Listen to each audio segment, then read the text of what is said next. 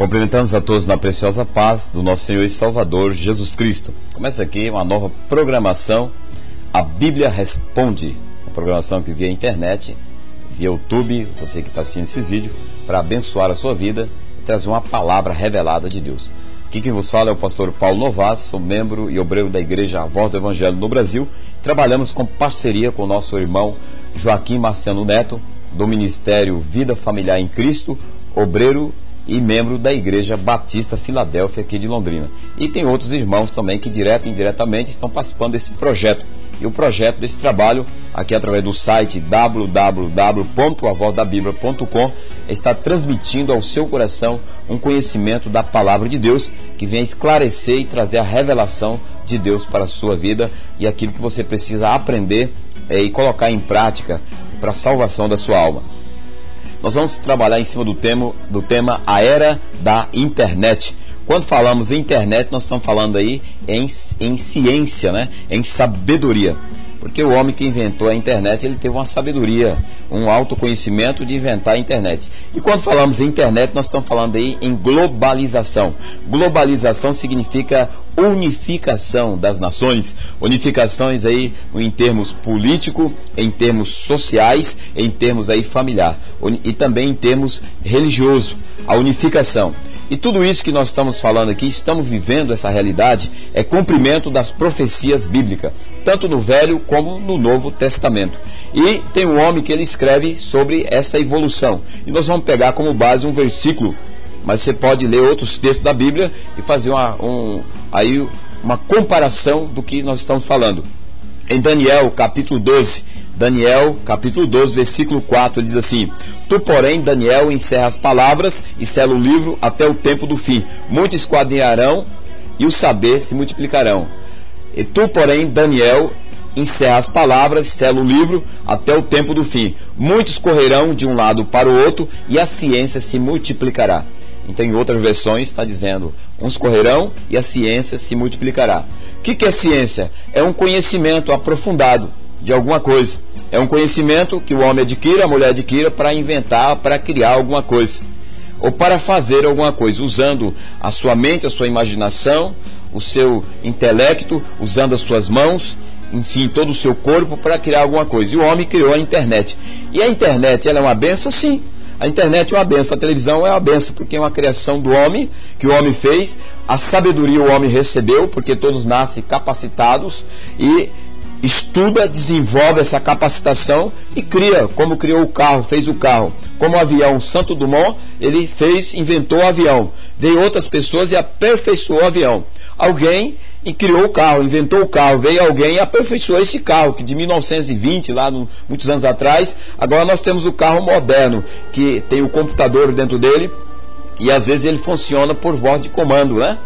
Tem aí tanta modernidade aí dentro do carro, tanta evolução, o avião, o navio e outros meios de transporte, locomoção, a moto e outros meios aí de facilitação para a vida das pessoas, aquilo que facilita, aliás, para a vida das pessoas. Então nós estamos nesse tempo evolutivo, desse crescimento, dessa expansão na face da terra. E isto tem fascinado, quem sabe, o teu coração, tem fascinado a tua mente, tem aguçado e quem sabe até tem escravizado você em tudo isso.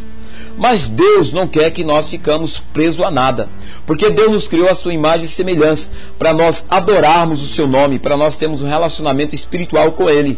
Esse é o propósito de nós vivemos e existimos na terra.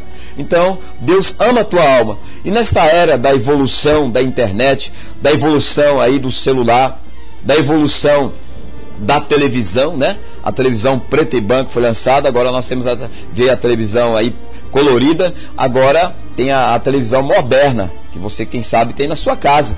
Então tudo está evoluindo, a cada dia algo renova, algo vai renovando a cada dia, facilitando a comunicação, facilitando o entretenimento, facilitando aí também até no setor do trabalho. Tem um computador que serve também, que substitui aí 100 até 1000 funcionários. Então tudo isso é evolução. Mas passando essa página da evolução, do crescimento, do progresso do nosso país, do Brasil e de outras nações, nós vemos na Bíblia também que fala desta era, que seria a era do tempo da apostasia da fé. muitos por dar ouvido a falsos ensinos, a falsas heresias, né? Falsas palavras, e a servir a demônios, e ser escravizado. Pessoas que iam viver na utopia, na ilusão religiosa. Está escrito na primeira carta de Timóteo, capítulo 4, versículo 1, e o Espírito Santo afirma apressadamente que nos últimos tempos alguns apostatarão da fé por obedecer espíritos enganadores e ensinos de demônios, e pela hipocrisia dos que falam mentira e têm cauterizado a própria consciência. São homens que falam mentira, que engolda-se nos seus prazeres, nos seus deleites, ostenta-se, lê a Bíblia, são pessoas convencidas da verdade, mas não são convertidas ao senhorio de Jesus, não se renuncia ao pecado, às maldição. Então nós estamos vivendo a era aí também da apostasia da fé, onde tem se pregado o evangelho distorcido, um falso evangelho, o outro evangelho, o evangelho que não transforma o caráter, a postura do coração do homem, o evangelho que deixa o homem simplesmente, às vezes, dentro de uma boa roupa, aí leva o homem simplesmente, só traz o homem uma aparência e não transforma o seu modo de viver. Então é o evangelho falso, porque o evangelho de Jesus, o evangelho de Deus, a palavra de Deus, desde Gênesis ao Apocalipse, 66 livros, inspirado pelo Espírito Santo, revelado a nós, na vontade de Deus, e ele transforma o nosso caráter, ele transforma a nossa vida, de dentro para fora.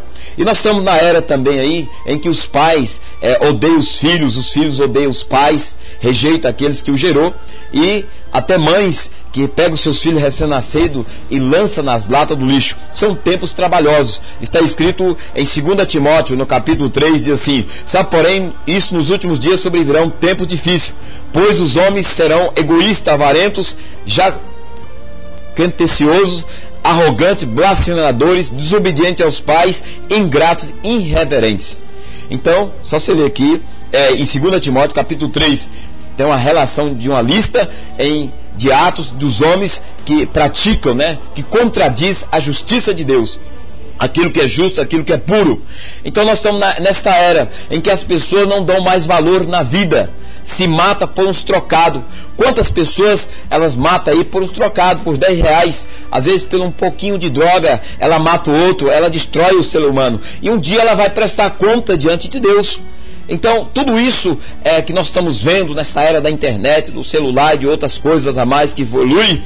No outro lado, nós vemos também que o homem tem se distanciado de Deus, tem dado mais vazão às coisas espirituais, às coisas materiais, às coisas terrenas, do que às coisas de Deus. Então é importante você observar isto.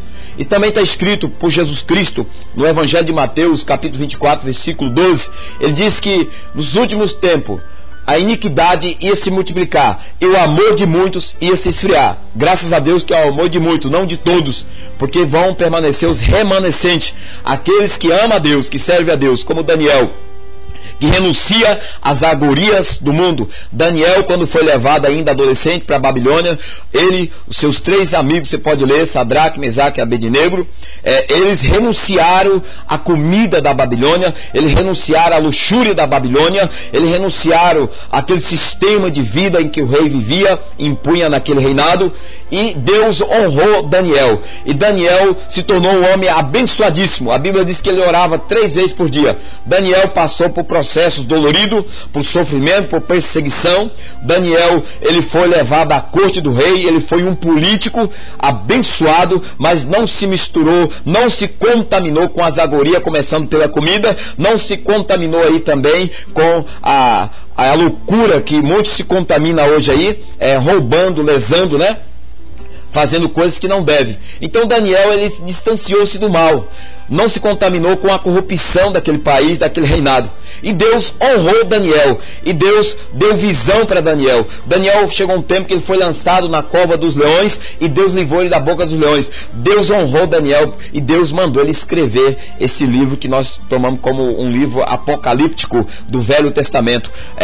Aqui no Novo Testamento tem um Apocalipse, né, de João, que João escreveu, que foi levado à ilha de Pátimo, e ele escreveu ali naquela ilha porque recebeu uma revelação de Deus. Apocalipse capítulo 22, no versículo 11 diz assim: continuam injustos fazendo injustiça, continuam imundos ainda sendo imundo, O justo continua na prática da justiça, e santo continua a santificar-se. Eis que venho sem demora, comigo está o galardão e tenho para retribuir cada um segundo as suas obras. Eu sou o alfa, o ômega, o primeiro e o último, o princípio e o fim. Bem-aventurado aqueles que lavam suas vestiduras no sangue do Cordeiro, para que lhe assista o direito da árvore da vida, e entre na cidade pela porta. Fora ficam os cães, os feiticeiros, impuros, assassinos, idólatras e todos aqueles que amam e praticam a mentira. Eu, Jesus, enviei o meu anjo para vos testificar essas coisas às igrejas. Eu sou a raiz e a geração de Davi, a brilhante estrela da manhã. Versículo 17 de Apocalipse 22. O Espírito e a noiva, o Espírito Santo e a igreja, que simboliza a noiva, diz: vem. Aquele que ouve, diga: vem. Aquele que tem sede, venha. Quem quiser, receba de graça a água da vida. Então João traz essa palavra revelada e deixa em Apocalipse. Nós estamos aí no cumprimento apocalíptico, né? Aí nós estamos no princípio das dores. Apesar de toda essa revolução, nós vemos o quadro negro, as crianças têm sido destruídas, as crianças têm sido induzidas, escravizadas, inclusive no Brasil. Quantas crianças escravizadas pelo diabo? Elas são manipuladas ainda pequena. Então tudo isso que nós estamos vendo é cumprimento da Bíblia. Meu querido, não fascine pelas coisas deste mundo, dessa terra. Tudo passa. O par de sapato que tu usa, ele gasta e acaba. A roupa que tu usa, ela acaba. O alimento você precisa sempre estar renovando e comprando novo alimento, porque ele acaba. O teu corpo vai desgastando pelo calor, pelo vento. Até o nosso corpo desgasta. A nossa vida passa, mas existe uma vida eterna com Deus. Jesus Cristo é o caminho que nos conduz ao reino de Deus. E Jesus, ele veio aqui na terra, se fez homem. Ele nasceu como nós, comeu da nossa comida, suou a camisa, trabalhou. Ele morreu naquela cruz, foi crucificado, foi sepultado, ao terceiro dia ressuscitou. E ele deixou a Bíblia Sagrada para nós aprendermos da sua palavra, para nós entendermos a sua vontade e submetermos às suas leis. Você que crê em Deus, entrega a tua vida para Jesus, sirva a Deus, porque Jesus está às portas. Jesus está voltando, a qualquer momento ele virá. Não fique fascinado pela a era aí da internet. Use a internet com muita prudência e sabedoria. Use a televisão, use o carro, use o avião, use tudo que está ao teu alcance, mas use tudo para a glória de Deus. E não coloque o teu coração nessas coisas, porque Jesus disse no Evangelho de Mateus, capítulo 6, versículo 21, onde está o teu tesouro, aí está o teu coração. Se o teu tesouro está na internet, na evolução, nas finanças, no poderio, o teu coração está ali, o teu tesouro está ali. Mas tudo isso não pode redimir a tua alma do pecado, porque é o pecado que distancia o homem de Deus, é o pecado que separa nós de Deus. Mas se tu colocar a tua vida em Deus, em Jesus Cristo, tu serás regenerado, transformado, liberto, e o teu nome será escrito no livro da vida no céu. E quando Jesus voltar, ele te levará para o seio do Pai. Nós vamos orar. Pai, nós te agradecemos por essa palavra. Salva, liberta essa vida, em nome de Jesus. Amém. Fiquem todos na preciosa paz do Senhor Jesus. Amém.